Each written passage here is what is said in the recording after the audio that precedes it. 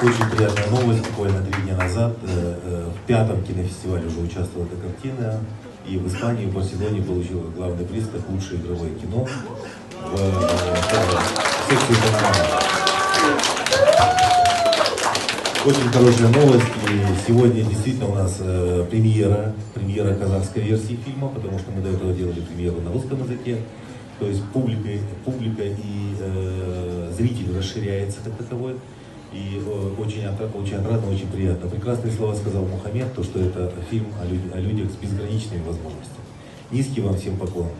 Вы молодцы, вы преодолеваете трудности. И эта картина, кстати, о прекрасной девушке Асель, которая